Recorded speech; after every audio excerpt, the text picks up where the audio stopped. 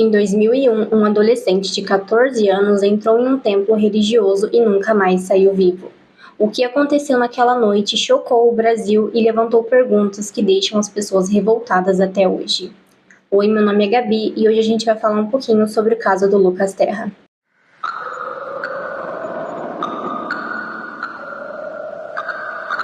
Lucas Vargas Terra nasceu em 19 de outubro de 1986 em Salvador, na Bahia.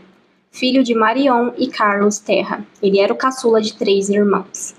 A família se mudou para o Rio de Janeiro quando Lucas ainda era bem pequeno.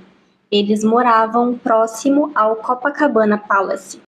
A família era bem religiosa, o Lucas era uma criança muito boa, educada, ele tinha muita fé, gostava de ajudar os outros. A família frequentava a igreja, o Lucas era sempre visto com a Bíblia na mão. Ele frequentava as comunidades para evangelizar os moradores. Ele tinha um sonho de ser médico. A família tinha uma vida muito boa e tranquila.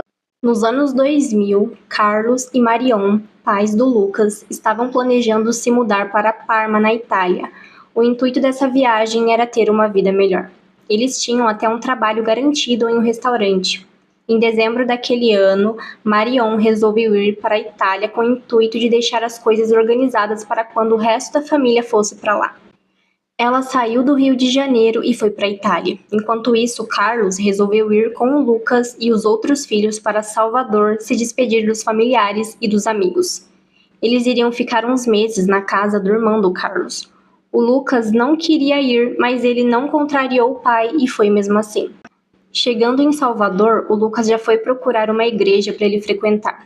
Ele encontrou uma igreja evangélica que ficava bem próximo da casa onde eles estavam hospedados. Essa igreja se chamava Igreja Universal do Reino de Deus. Ele começou a frequentar a igreja e começou a gostar bastante. Ele conheceu um pastor auxiliar chamado Silvio Roberto Galiza, de 21 anos.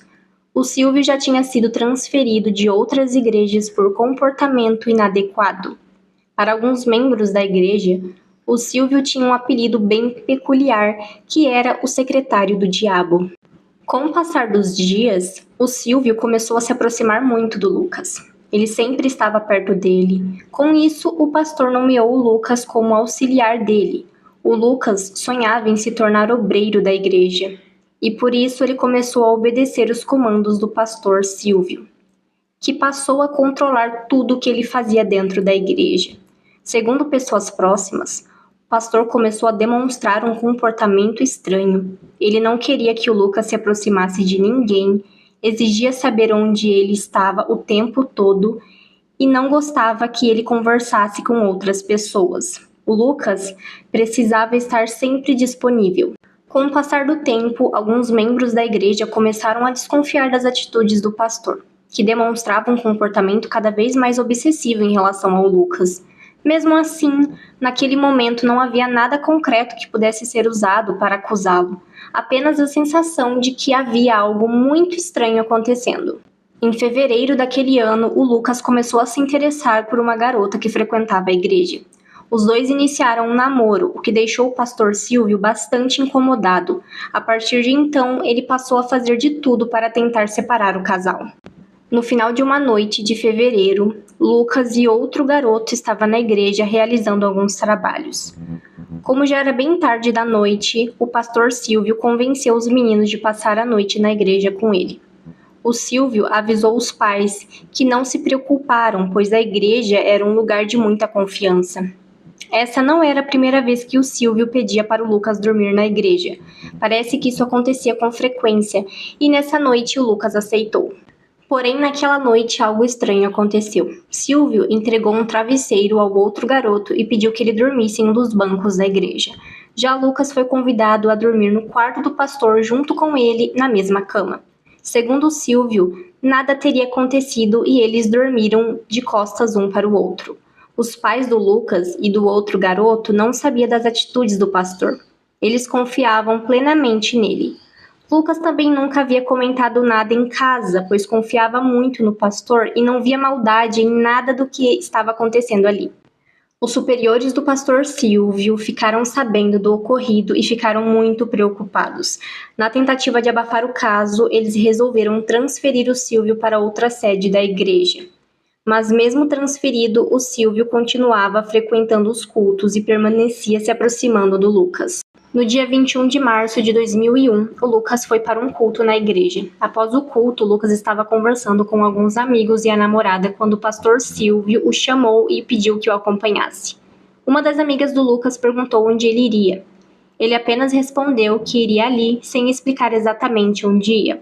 Preocupada, ela chegou a dizer que era melhor ele não ir, já que ele não conhecia bem a cidade e já estava bem tarde.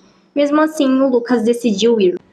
Essa mesma garota relatou que durante a conversa, o pastor ficou olhando para ela de uma forma estranha. Lucas saiu da igreja junto com o Silvio e um pastor auxiliar. Durante o trajeto, eles pararam em um ponto de ônibus e o pastor auxiliar se despediu deles e os dois pegaram o ônibus. Como já estava ficando tarde, Lucas ligou para o pai de um orelhão e disse que estava com o pastor Silvio em uma igreja no bairro Rio Vermelho e queria passar a noite na igreja fazendo uma noite de orações. O Silvio não sabia que o Lucas tinha avisado o pai onde estava. Na manhã seguinte, o pai do Lucas acordou e percebeu que ele ainda não estava em casa e ficou muito preocupado. O Carlos, pai do Lucas, foi até a igreja onde ele frequentava para ver se ele estava lá. Chegando lá, as pessoas confirmaram que ele tinha saído com o pastor Silvio e um pastor auxiliar na noite anterior. O Carlos foi atrás do pastor para ver se o Lucas estava com ele, mas o pastor Silvio disse que tinha deixado o Lucas em um ponto de ônibus porque o Lucas disse que iria para outra igreja no bairro de Pituba. Então Carlos foi até essa igreja para ver se o Lucas estava lá, mas ninguém sabia dele. Ele ficou desesperado e pediu para um amigo dele ajudar ele nas buscas e começaram a procurar por ele em todos os lugares. Ele imprimiu cartazes e saiu distribuindo para todo mundo. Ele foi até a delegacia informar o desaparecimento, mas ele tinha que esperar 48 horas. Isso deixou ele mais desesperado e ele e esse amigo saíram para procurar pelo Lucas. No dia 23 de março, a polícia encontrou um caixote de madeira queimado em um terreno baldio. Dentro tinha um corpo carbonizado e, pelo tamanho do corpo, parecia ser uma criança. O pai do Lucas foi informado e foi até o local com seu amigo. Chegando lá, eles não conseguiram identificar o corpo. Isso deixou Carlos aliviado por não ser o corpo do seu filho. O corpo carbonizado foi levado para o IML e ficou 43 dias aguardando exames de DNA. Durante esse tempo, o pai do Lucas continuou procurando por ele em todos os lugares. Nos primeiros dias, o pai do Lucas não conseguia falar com a esposa que o filho tinha desaparecido. Mas depois de uns dias, ela ficou sabendo e voltou para o Brasil para poder ajudar nas buscas. O local onde o corpo foi encontrado era usado para queimas de pedidos de oração da Igreja Universal. Uns dias depois, a polícia confirmou que o corpo era do Lucas. Os laudos comprovaram que o Lucas tinha sido espancado, amordaçado e amarrado com um pedaço de cortina. A polícia tinha suspeita de um abuso sexual, mas como o corpo foi carbonizado, não tinha como determinar. Como o Lucas foi visto pela última vez com o pastor Silvio, ele se tornou o principal suspeito. A polícia analisou a cortina que estava no corpo do Lucas e descobriram que ela era utilizada na Igreja Universal. Em outubro daquele ano, o inquérito foi concluído e o Silvio foi acusado pelo assassinato do Lucas Terra. Mas a polícia não pediu a prisão do pastor. Isso deixou o Carlos com raiva e ele ficou acampado na porta do Ministério Público até que ocorreu a prisão preventiva. O que chamou a atenção é que o Silvio era defendido por um dos advogados mais caros do Brasil, sendo que ele morava na periferia.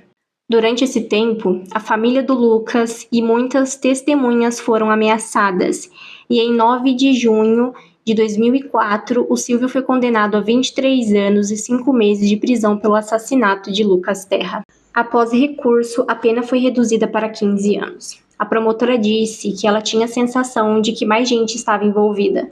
De acordo com o promotor, o Silvio era o autor do crime, mas que era impossível ele ter feito tudo aquilo sozinho, já que o corpo foi encontrado longe da igreja, o que significa que o corpo foi transportado e o Silvio não sabia dirigir. Em 2006, o Silvio deu uma entrevista e contou que não podia contar tudo o que tinha acontecido porque estava sendo ameaçado, e contou outra versão do que aconteceu. Nessa nova versão, ele acusou 3 homens da igreja: um bispo, um pastor e um segurança. Segundo ele, esses 3 eram os assassinos do Lucas. O nome deles eram Fernando Aparecido da Silva, Joel Miranda e Luiz Cláudio. Segundo o Silvio, na noite que o Lucas foi assassinado, ele tinha entrado na igreja e viu o Fernando e o Joel tendo relações sexuais dentro da igreja. Com tudo isso, eles ficaram com medo e resolveram assassinar o Lucas. Silvio falou que estava sendo ameaçado se não assumisse toda a culpa.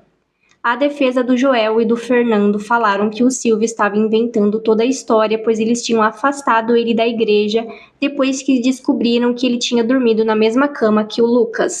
Em fevereiro de 2008, foi aberto um processo contra Fernando e o Joel. Eles ficaram foragidos por um tempo. 18 meses depois, eles receberam um habeas corpus e em 2013 eles foram inocentados. O Silvio está em liberdade condicional. A Igreja Universal foi condenada a pagar uma indenização para a família. No ano de 2019, o Carlos Terra, pai do Lucas, acabou falecendo. Mesmo sozinha, a Marion continuou o processo em busca de justiça pelo filho. Em 2020, o Supremo Tribunal Federal decidiu que os 2 pastores acusados, o Fernando e o Joel, deveriam ir à júri popular. O processo demorou uns anos e, em abril de 2023, eles foram condenados a 21 anos de reclusão pelo assassinato de Lucas Terra. Em fevereiro de 2025, o Supremo Tribunal de Justiça concedeu um habeas corpus aos pastores condenados e alterou o relator do recurso de apelação do caso. Isso significa que a data do julgamento da apelação ainda não foi definida e o processo pode demorar ainda mais. Os acusados seguem em liberdade. Gente, o caso de hoje é perturbador. Saber que os responsáveis por esse crime ainda estão soltos andando por aí é muito chocante. Gente, comenta aqui embaixo se vocês já ouviram falar desse caso, o que vocês acham desse caso. Não se esqueça de deixar aquele like para ajudar aqui no canal e a gente se vê em um próximo vídeo.